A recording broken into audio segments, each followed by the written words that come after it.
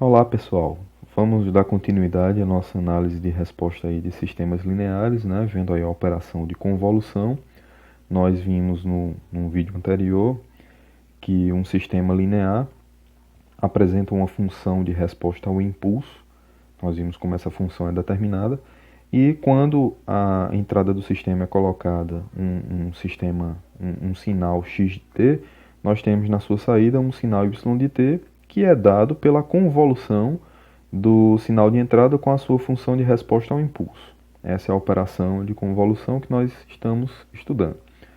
Então, vamos ver um novo exemplo relacionado dessa vez a uma aplicação mais prática, uma aplicação mais visível, né, do ponto de vista aí de aplicação, em que nós vamos considerar um circuito RC, como esse apresentado na figura, e supor que a constante de tempo do circuito seja 1 segundo.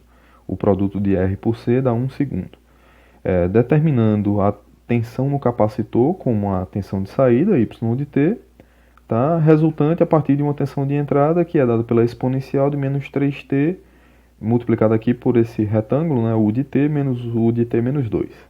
A resposta ao impulso do circuito RC é dada por HT igual a exponencial de menos RCT U de T, como está na expressão.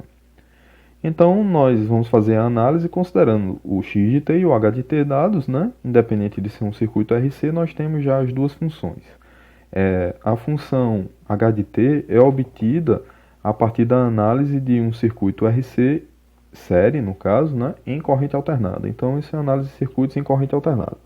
Os dois sinais estão esboçados aqui nesses gráficos, né? Então, aqui a gente tem o sinal de x de t, que é um exponencial decrescente limitado ao intervalo, né, de 0 até 2. Então veja que aqui o sinal teve uma queda.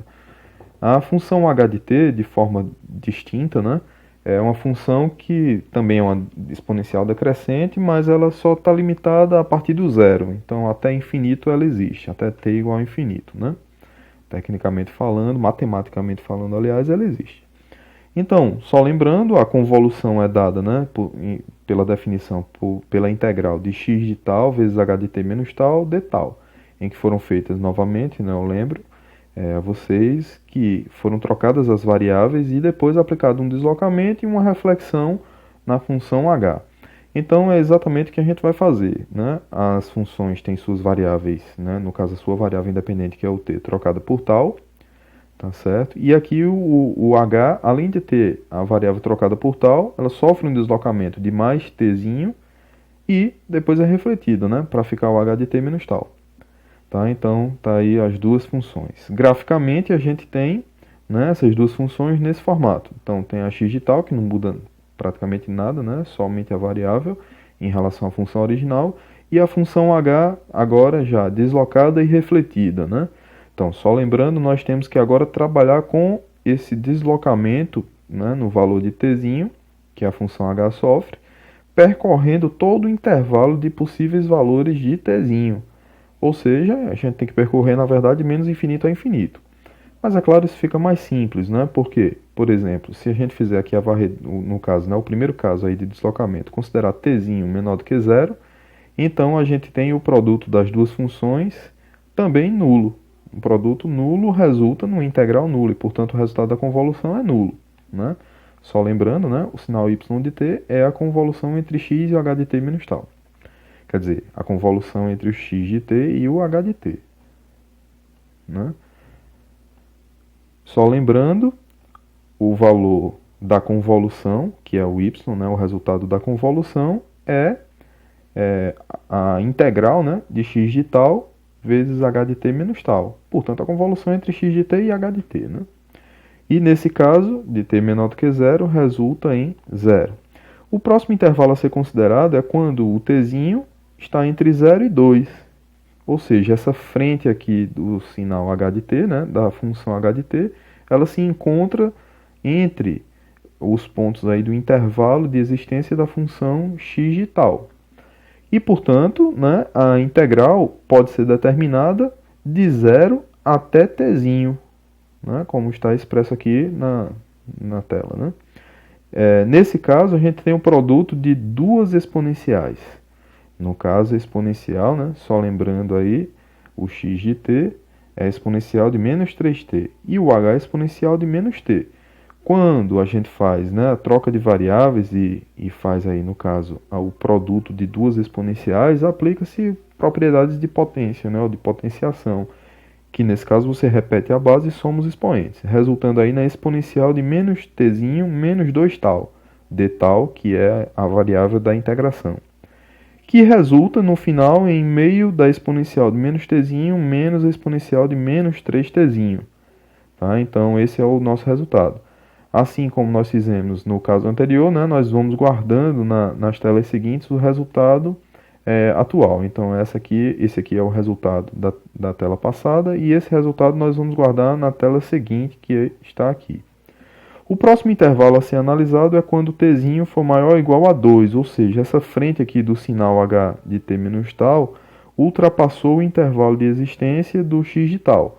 E nesse caso, né, uma parte da função h continua sobreposta aí, ou coexiste com o sinal x. E, portanto, existe integral, nesse caso, no intervalo de 0 até 2, né, em que o produto é diferente de 0, e o produto das duas exponenciais continua sendo exponencial de menos t menos 2 tal.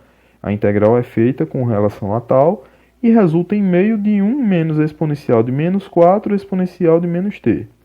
Tá? Da forma como está expressa. Mais uma vez, guardamos esse resultado, né?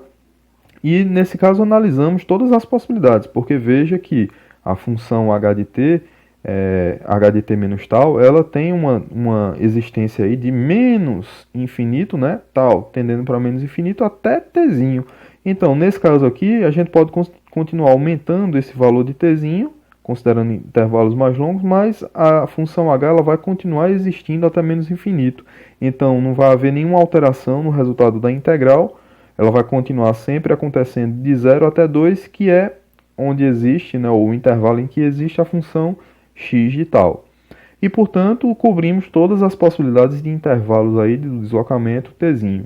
E nesse caso a convolução é expressa por esse resultado, tá? Que é o resultado dos três intervalos considerados. Graficamente, o resultado dessa convolução é esse aqui.